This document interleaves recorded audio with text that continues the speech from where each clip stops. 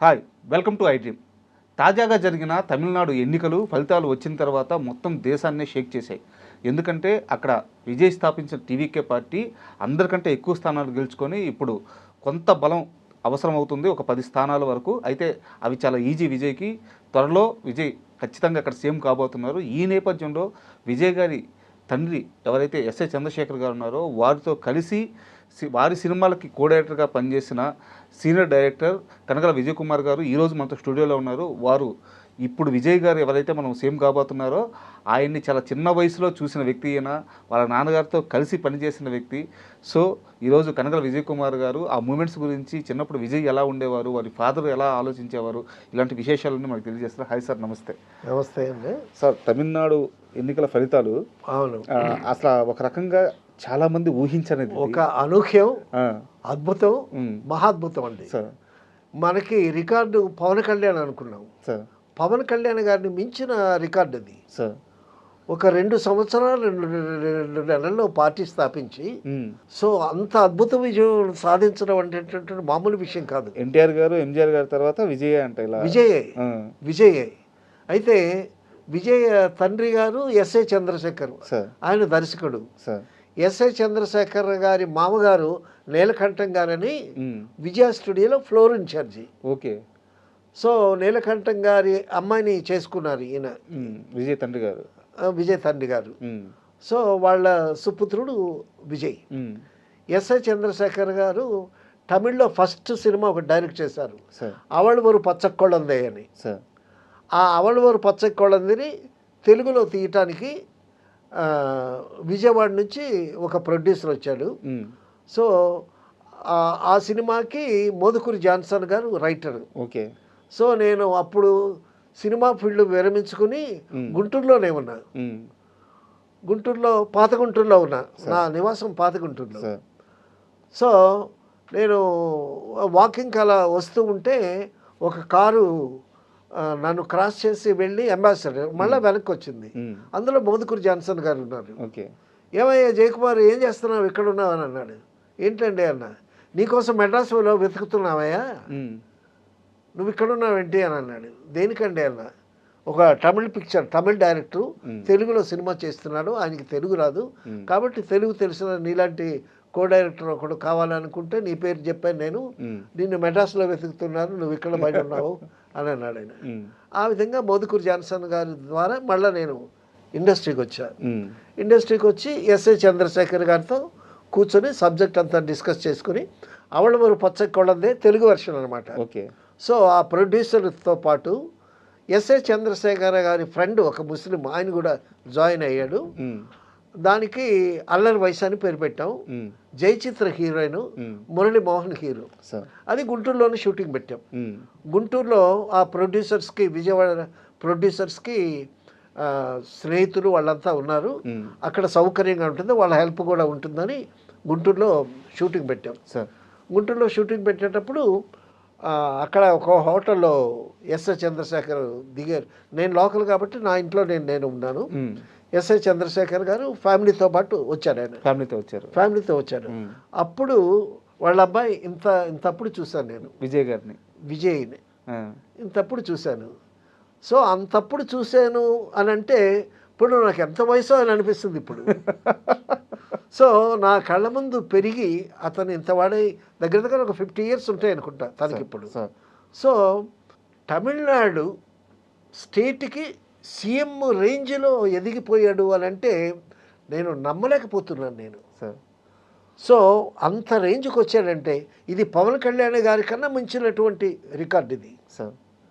ఇంత తక్కువలో ఒక తమిళనాడు వెరీ ఎన్లైటెడ్ పీపుల్ అండి. Tamil Nadu people well cultured, well educated, వాళ్ళకి భక్తి, సంస్కృతి, సాంప్రదాయం మీద బాగా నమ్మకం ఉన్నటువంటి వ్యక్తులు.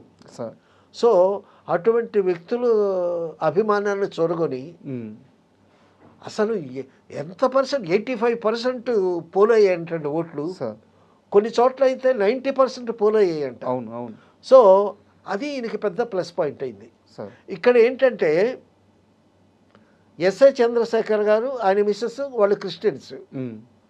సో వాళ్ళు క్రిస్టియన్స్ అయినంత మాత్రాన వాళ్ళ ఒరిజినల్ కాస్ట్ నాకు ఎవరో చెప్పారు ఎస్సీ అని. సో వీళ్ళు క్రిస్టియన్ అయినంత మాత్రాన కొడుకు క్రిస్టియన్ అవ్వాలని లేదు. సార్ పేరెంట్స్ క్రిస్టియన్స్ అయినంత మాత్రాన కొడుకు ఒరిజినల్ కాస్ట్ పెట్టుకోవచ్చు. సార్ ఇప్పుడు నేనున్నాను, నాకు నచ్చినటువంటి మతం నేను స్వీకరించాను. నాకు బుద్ధిజం ఫిలాసఫీ అంటే నాకు ఇష్టం. అది ఇండివిజువల్. సో కాబట్టి ఇతను దళితుడా లేకపోతే క్రిస్టియన్ అయినా దళితుడైనా సరే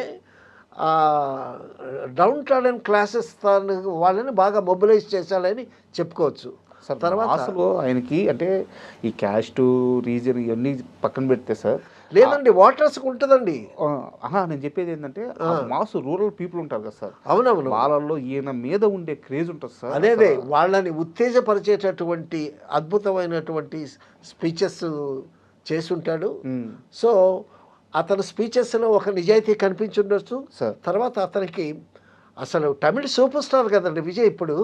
అవును, రజనీకాంత్ హయామ ఒకటి సార్.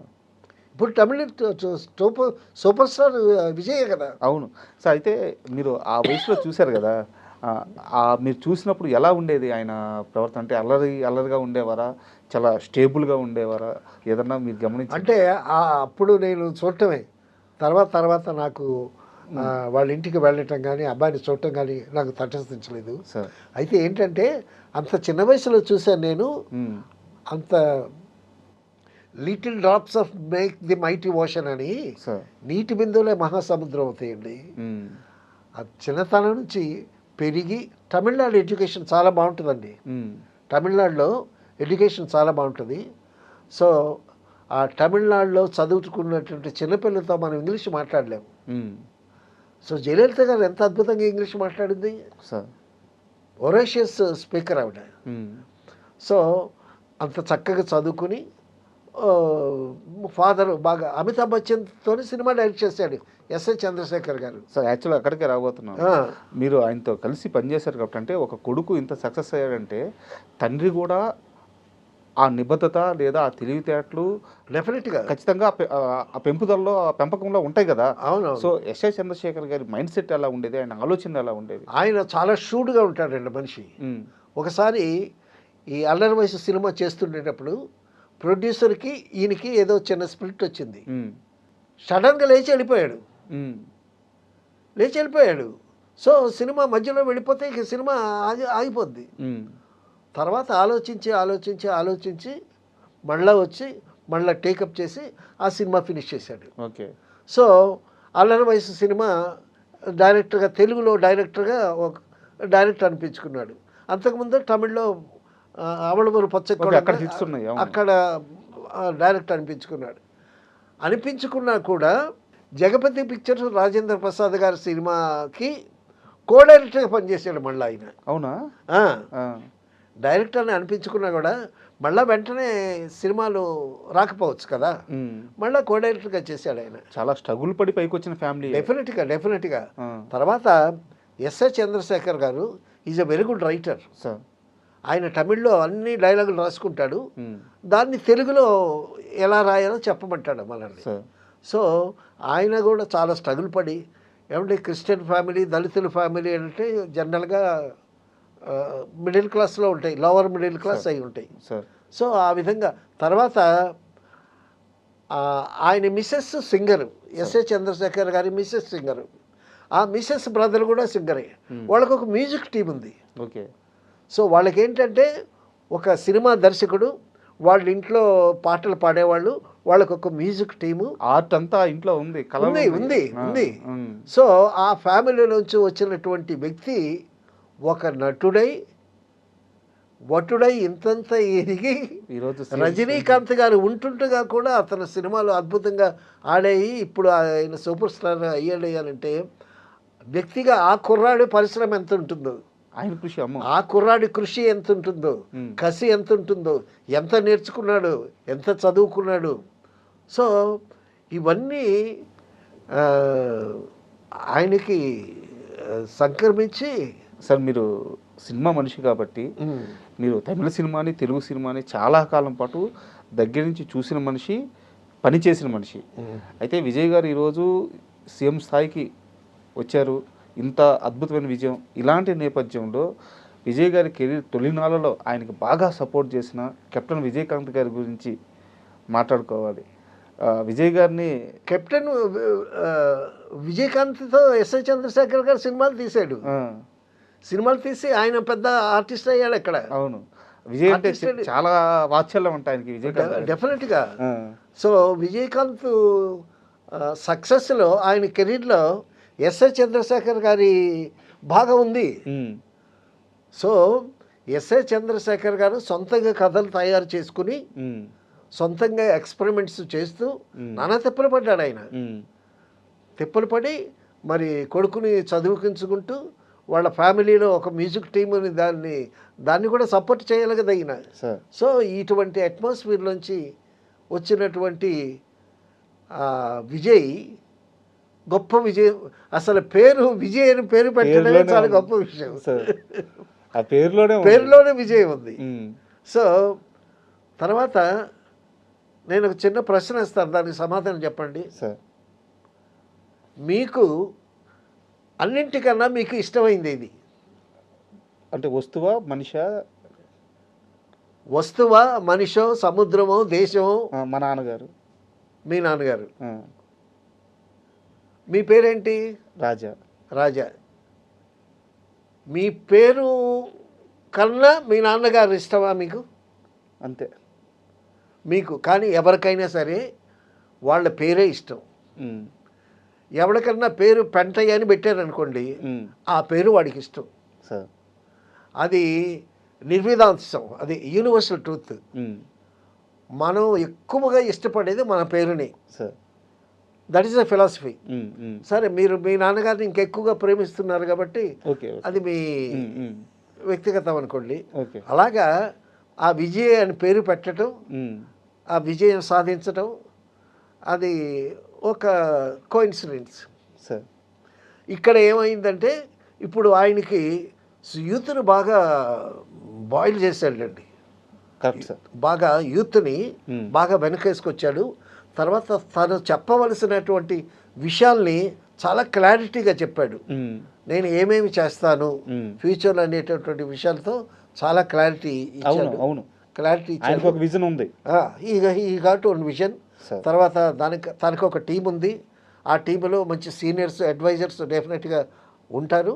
ఇప్పుడు 118 మ్యాజిక్ ఫిగర్, ఇప్పుడు 100 వచ్చింది కాబట్టి ఇప్పుడు 110 వచ్చి 108 అట్లా ఉంది. ఇంకా 10 రావాలి. 108 ఇంకా 10 రావాలి. చాలా తక్కువ స్థానాలే సార్. అవును, ఆటోమేటిక్గా ఇప్పుడు ఏమవుతుందంటే సింగిల్ లార్జెస్ట్ పార్టీ ఇదే కదా. అవును, గవర్నర్ ఇన్వైట్ చేస్తాడు. ఇన్వైట్ చేసి మంత్రివర్గం ఫామ్ చేసుకోమంటాడు. తర్వాత మెజార్టీ ప్రూవ్ చేసుకోమంటారు. సో మెజార్టీ ప్రూవ్ చేసుకోవటానికి ఈయనకి ఇంకా 10 కావాలి. గవర్నర్ గారు కూడా లేఖ రాసినట్టున్నారు. డెఫినెట్గా జరుగుతాయి. ఆ ప్రాసెస్ అంతా ప్రొసీజర్స్ స్టార్ట్ అయిపోయినాయి, జరుగుతూ ఉంటుంది. సో ఆ విధంగా ఆయన ఇప్పుడు అన్నాడీఎంకేలో కొంతమంది ఉన్నారు కదా, కాంగ్రెస్ వాళ్ళు వీళ్ళు ఉంటారు కదా. సో వాళ్ళు బయటకు వస్తే వాళ్ళు డెఫినెట్గా వస్తారు. ఇక్కడ అది ఆటోమేటిక్గా ఫిల్ అయిపోతుంది సార్. నల్లేరు మీద అయిపోద్ది. అయితే వాళ్ళకేమో చిన్న చిన్న కోరికలు ఉంటాయి. ఆ కోరికలకు ఫీడ్ చేస్తాడు ఈయన. వాళ్ళు వస్తారు, కలుస్తారు.